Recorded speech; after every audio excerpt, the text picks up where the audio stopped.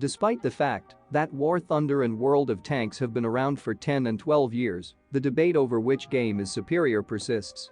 Stay tuned for a thorough breakdown of both games, including what they excel at and where they need to improve. If you're undecided between the two multiplayer vehicle war games, I hope you'll be able to make a decision by the end of this video.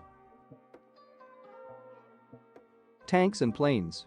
The most evident difference between the two games is the sorts of vehicles that can be used by the player. War Thunder originated as a flying simulator, with tanks added later in a patch.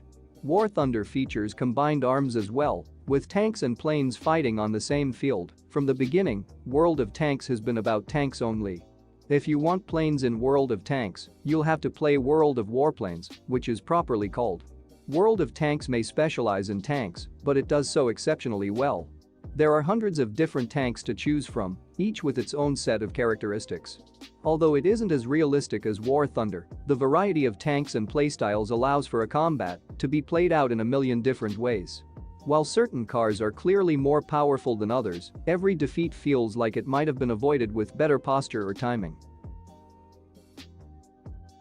Realistic sim or arcade shooter. It doesn't take much time to notice that War Thunder and World of Tanks are two very distinct games.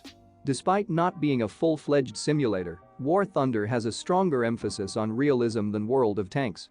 World of Tanks, on the other hand, is a fancier, arcade-style game. The way the two games control is the most obvious example of this. The tanks in War Thunder are slow, but every artillery fire that hits its target is guaranteed to cause serious damage. In comparison, the tanks in World of Tanks feel like corvettes. They're easy to maneuver and change directions quickly. In World of Tanks, tanks have armor, which works as the vehicle's equivalent of health points. Instead of rounds being one-hit kills like in War Thunder, you must chip your opponent's armor down to 0 to take them down. In War Thunder, your round is launched from wherever your barrel is pointing. Because of the accurate drop-off caused by gravity, aiming is natural and simple to grasp, however hitting your goal is quite difficult. This kind of predictability does not exist in World of Tanks. The HUD has a circle around your crosshair that indicates where your round might go to encourage close-range combat. The circle gets smaller as you aim longer, but there's no way to know where your shot will land 100% of the time. If you enjoy challenging but rewarding simulation games, War Thunder is the game for you. World of Tanks is the game for you if you want a skill-based tank fighter where skill isn't as easily outshined by luck. How do they look? There was a time when War Thunder looked better than World of Tanks, but various graphic updates throughout the years have given World of Tanks a run for its money. The aesthetic style is what makes the true distinction. In this discussion, the game that caters to your personal preferences comes out on top. World of Tanks aesthetics and animations are slightly more cartoonish, in keeping with the game's arcade-like action. The small touches of War Thunder contribute to create immersion. Things like how mud sticks to your tank as the conflict goes and can be washed away by wading into a river. Maps. World of Tanks is, as we've established, simply a tank-themed arena deathmatch. As a result, the maps are designed to allow teams to meet up swiftly. When you spawn into a World of Tanks game, you know a conflict is just around the corner. Because the speed of airplanes must be taken into account, the maps in War Thunder must be substantially larger.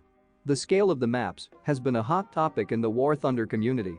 Tank gamers have claimed that the game's emphasis on aerial combat has left them disappointed.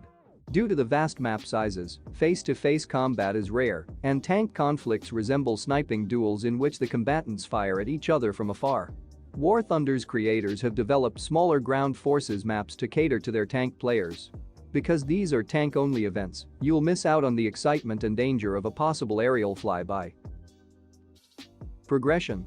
Jump into the cockpit of an aircraft or tank in War Thunder and start blasting foes left and right. The differences between plane and tank models are minor, and you should choose the one with which you are most comfortable in a gunfight. No matter how bad you do, zooming around in a fighter aircraft or rolling around in a tank is always entertaining. This is in stark contrast to the World of Tanks progression system. It's a nightmare on the lower tiers, where new players start. The power curve is harsh, and there is a large gap in skill between advanced and beginning players. For dozens of matches in a row, new players will be destroyed by superior players over and over again. The devs. It's not every day that you come across a community that despises its developers as much as the War Thunder crowd does.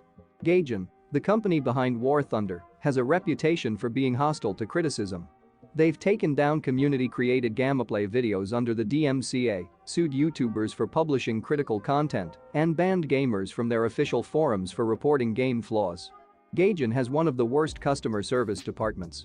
World of Tanks gamers have a love-hate connection with their fellow players.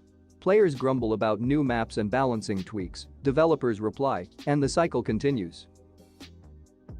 If you liked this video, please subscribe to the channel and enable all notifications by clicking the bell icon to get new video updates we upload. Thanks for watching.